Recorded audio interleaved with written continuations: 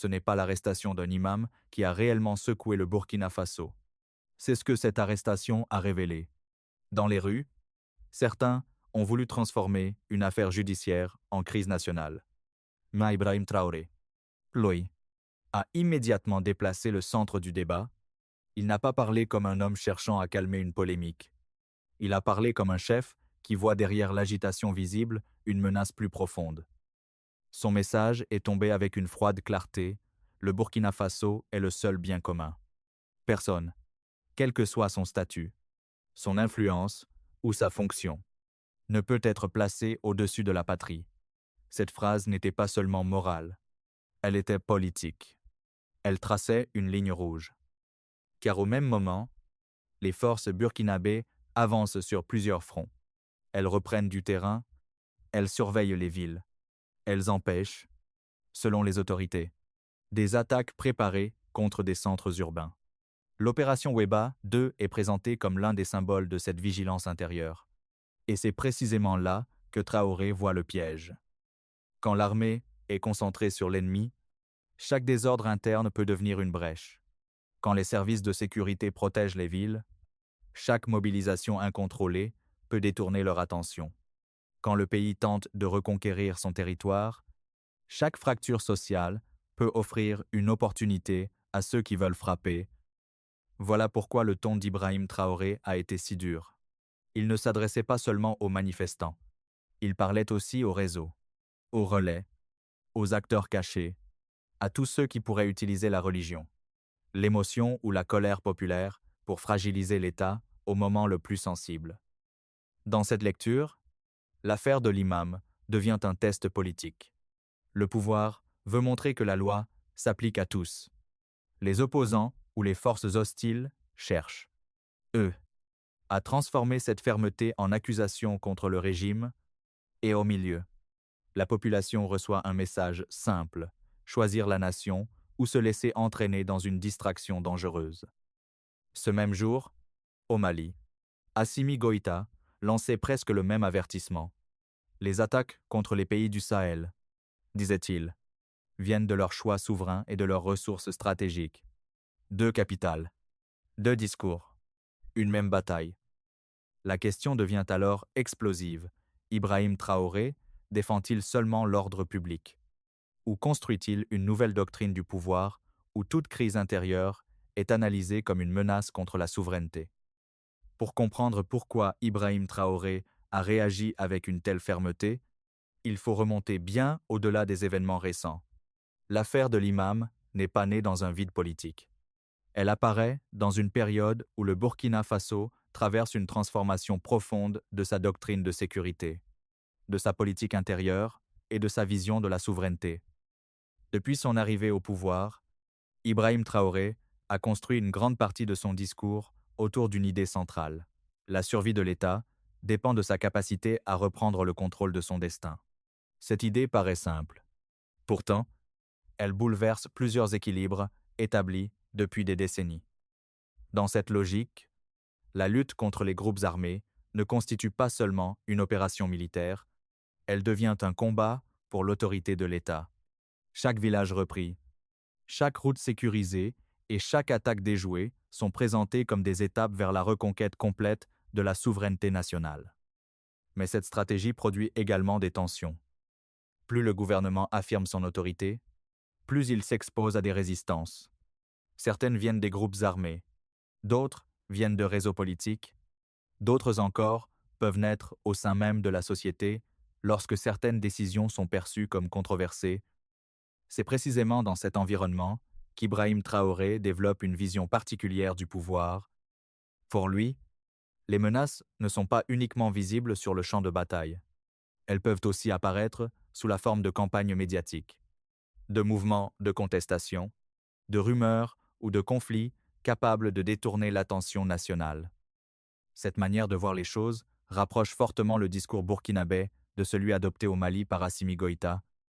Au cours de la fête de Tabaski, le dirigeant malien a lui aussi insisté sur l'idée que son pays subit différentes formes de pression parce qu'il a choisi de contrôler son avenir et ses ressources. Selon lui, les attaques ne prennent pas seulement une forme militaire. Elles peuvent être économiques, politiques ou informationnelles. Cette convergence est importante. Elle montre que les dirigeants du Sahel ne présentent plus les défis de sécurité comme des problèmes isolés. Ils les relient à une bataille beaucoup plus vaste concernant l'indépendance politique, la maîtrise des ressources naturelles et la capacité des États africains à prendre leurs propres décisions. Dans ce récit, le Burkina Faso n'est plus seulement un pays confronté à une insurrection. Il devient un symbole d'un affrontement entre deux visions de l'avenir. D'un côté, une vision qui affirme que les États africains doivent compter d'abord sur eux-mêmes. De l'autre, une vision considérée par les dirigeants sahéliens comme héritée d'anciens rapports de dépendance. Cette dimension explique pourquoi les mots utilisés par Ibrahim Traoré sont souvent chargés d'une forte portée symbolique. Lorsqu'il affirme que le Burkina Faso est plus grand que n'importe quel individu, il ne parle pas seulement d'ordre public. Il cherche à établir une hiérarchie politique claire, dans laquelle la nation passe avant les appartenances religieuses, communautaires ou personnelles. Pour ses partisans, cette position représente une nécessité historique. Ils estiment que le pays ne peut pas gagner la guerre contre les groupes armés si les citoyens se divisent autour de querelles internes. Ils considèrent que chaque crise sociale risque d'affaiblir l'effort collectif engagé sur le terrain, mais les critiques du pouvoir interprètent parfois cette même position différemment. Selon eux, la concentration croissante de l'autorité peut susciter des inquiétudes concernant l'espace accordé au débat public ou à la contestation. C'est précisément cette tension qui rend la situation actuelle si sensible. Chaque événement devient immédiatement politique. Chaque arrestation devient un symbole. Chaque manifestation devient un test. Et pendant que ces débats occupent l'espace public, les autorités continuent de rappeler que leurs forces restent engagées dans une lutte quotidienne contre des menaces qu'elles jugent existentielles. Cette réalité crée une pression constante sur le gouvernement. Ibrahim Traoré doit simultanément maintenir l'unité nationale, soutenir les opérations militaires et convaincre la population que les sacrifices actuels servent un objectif plus grand. Or, c'est justement à ce point que les choses commencent à se compliquer. Car, lorsque la souveraineté devient le cœur du discours politique, toute opposition, toute contestation et toute crise peuvent être interprétées à travers le prisme de cette bataille nationale. Et c'est cette logique qui va bientôt transformer une simple polémique en un affrontement beaucoup plus vaste autour de la définition même du patriotisme au Burkina Faso. La tension a commencé à monter lorsque l'arrestation de l'imam a quitté le terrain judiciaire pour entrer dans le champ politique. À partir de ce moment, deux récits totalement différents ont émergé au Burkina Faso. Pour certains, il s'agissait d'une affaire relevant de la loi, qui devait être traitée par les institutions compétentes. Pour d'autres, l'événement symbolisait quelque chose de plus profond et méritait une mobilisation publique. C'est précisément cette transformation qui a attiré l'attention d'Ibrahim Traoré. Du point de vue du pouvoir, le risque n'était pas seulement la contestation elle-même. Le risque était qu'une émotion collective puisse être utilisée pour détourner l'attention du principal combat mené par le pays. Car pendant que les débats se multipliaient dans les villes et sur les réseaux sociaux, les forces de défense poursuivaient leurs opérations sur le terrain. Le président burkinabé a alors choisi une stratégie claire. Au lieu de répondre directement à toutes les accusations ou aux critiques, il a recentré le débat sur la sécurité nationale. Son message ne parlait pas principalement de l'imam. Il parlait du Burkina Faso. Il parlait des soldats. Il parlait des attaques déjouées. Il parlait des ennemis qui, selon les autorités, continuent de chercher des failles pour frapper le pays. Cette approche a immédiatement changé la nature du conflit. La question n'était plus seulement « Pourquoi cette arrestation a-t-elle eu lieu ?» La question devenait « Qui bénéficie réellement de l'instabilité créée autour de cette affaire ?» Cette reformulation est essentielle pour comprendre la logique politique de Traoré. Depuis plusieurs mois, son gouvernement insiste sur le fait que les adversaires du Burkina Faso n'agissent pas uniquement avec des armes. Ils peuvent exploiter les divisions internes, les frustrations sociales et les controverses publiques afin d'affaiblir la cohésion nationale. Ainsi, lorsqu'il déclare que ceux qui détournent l'attention des forces de sécurité devront assumer les conséquences de leurs actes, il envoie un message à plusieurs destinataires en même temps. Aux citoyens, il demande de rester unis. Aux forces de sécurité, il promet son soutien total. À ceux qu'il considère comme des acteurs de déstabilisation, il annonce qu'aucune tolérance ne sera accordée. Pendant ce temps, au Mali, Assimi Goïta développe un discours presque parallèle. Lui aussi affirme que son pays fait face à différentes formes d'attaques parce qu'il a choisi une voie souveraine. Lui aussi appelle à l'unité nationale. Lui aussi présente la résilience populaire comme une arme stratégique. Cette convergence renforce l'idée que les dirigeants du Sahel cherchent désormais à construire un front politique commun autant qu'un front sécuritaire. Mais cette stratégie comporte un risque. Plus le gouvernement associe les crises internes à la lutte pour la souveraineté, plus chaque contestation devient potentiellement explosive. Une critique ordinaire peut être perçue comme une menace nationale. Une mobilisation locale peut être interprétée comme un défi stratégique. Et c'est exactement là que le véritable affrontement commence. Car derrière les discours, derrière les manifestations et derrière les appels à l'unité se cache une bataille beaucoup plus importante, celle de savoir comment préserver la cohésion nationale sans étouffer les tensions qui traversent inévitablement une société en pleine transformation. À première vue, les déclarations d'Ibrahim Traoré, après les célébrations de l'Aïd al-Adha, pouvaient sembler être une simple réponse à une situation ponctuelle. Pourtant, lorsqu'on observe attentivement ces mots, une stratégie beaucoup plus vaste apparaît. Cette stratégie repose sur un principe fondamental, transformer la question de la sécurité en projet national. Pendant longtemps, les crises sécuritaires ont été présentées comme des problèmes relevant principalement de l'armée ou des autorités gouvernementales. Ibrahim Traoré tente de modifier cette perception. Dans son discours, la défense du Burkina Faso n'est plus uniquement la responsabilité des soldats, elle devient une mission collective, impliquant l'ensemble de la population. Cette approche explique pourquoi il insiste autant sur l'unité nationale. Pour lui, la victoire ne dépend pas seulement de la puissance militaire, elle dépend également de la capacité du pays à éviter les divisions internes. Chaque citoyen devient alors un acteur potentiel de la stabilité ou de l'instabilité. Dans cette logique, le patriotisme cesse d'être un simple sentiment. Il devient un outil stratégique. Lorsqu'il affirme que le Burkina Faso est plus important que toute personne ou tout groupe, il cherche à créer une référence commune, capable de dépasser les différences religieuses, ethniques ou politiques. Son objectif n'est pas uniquement de mobiliser la population contre les groupes armés, il vise également à construire une identité nationale suffisamment forte pour résister aux fractures internes. Cette vision n'est pas propre au Burkina Faso. On retrouve des éléments similaires dans les discours d'Assimi Goïta au Mali et dans ceux des autres dirigeants de l'Alliance des États du Sahel. Tous mettent en avant la souveraineté, le contrôle des ressources et la nécessité pour les peuples africains de prendre eux-mêmes leur destin en main. Mais derrière ce langage se cache un calcul politique précis. Les dirigeants sahéliens savent que les difficultés économiques, les défis sécuritaires et les attentes de la population peuvent rapidement créer du mécontentement. Ils cherchent donc à proposer une grande narration capable de donner un sens aux sacrifices demandés aujourd'hui.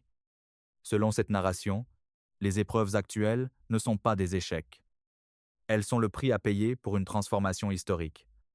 Les attaques, les pressions extérieures, les campagnes médiatiques hostiles et les tensions internes sont présentées comme les réactions prévisibles à une volonté d'indépendance retrouvée. C'est ici que le discours d'Ibrahim Traoré devient particulièrement puissant auprès de ses partisans. Lorsqu'il affirme que personne ne viendra sauver l'Afrique à la place des Africains, il ne lance pas seulement un slogan, il formule une doctrine. Une doctrine qui repose sur 3 piliers. Premier pilier, l'autonomie. Le Burkina Faso doit compter d'abord sur ses propres capacités avant d'attendre des solutions extérieures. Deuxième pilier, la maîtrise des ressources. Les richesses du pays doivent bénéficier en priorité à la population nationale plutôt qu'à des intérêts extérieurs. Troisième pilier, l'unité. Aucun projet de souveraineté ne peut réussir si les divisions internes deviennent plus fortes que la volonté collective. Cette doctrine explique également la sévérité de certains avertissements lancés par le pouvoir. Si l'objectif principal est la survie de la nation et la reconquête de sa souveraineté, alors toute action perçue comme une menace contre cet objectif peut être considérée comme particulièrement grave.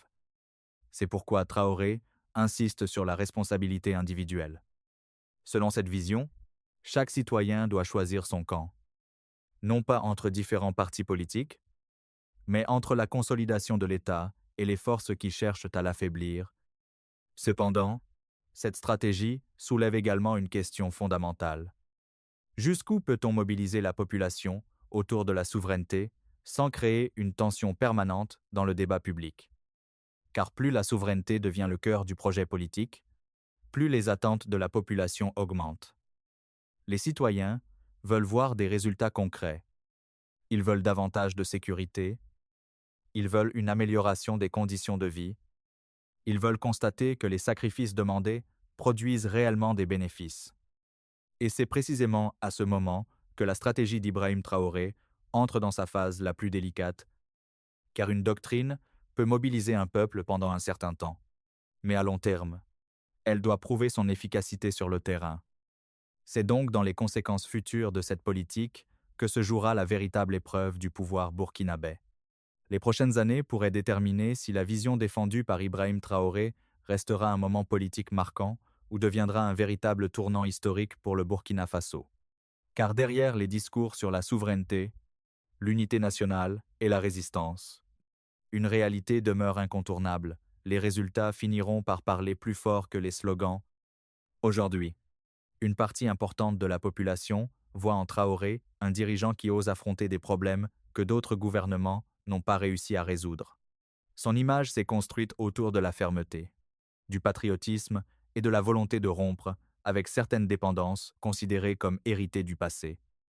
Cette popularité constitue un avantage considérable. Elle lui permet de mobiliser un soutien important au moment où le pays continue de faire face à des défis sécuritaires majeurs. Elle renforce également sa capacité à présenter les sacrifices actuels comme des investissements pour l'avenir. Mais cette même popularité crée aussi une pression immense. Plus les attentes sont élevées, plus les résultats attendus deviennent importants. Chaque avancée militaire est observée, chaque difficulté économique est commentée, chaque décision politique est analysée, et chaque promesse est comparée aux réalités vécues par la population. C'est là que se trouve le véritable défi de la stratégie actuelle.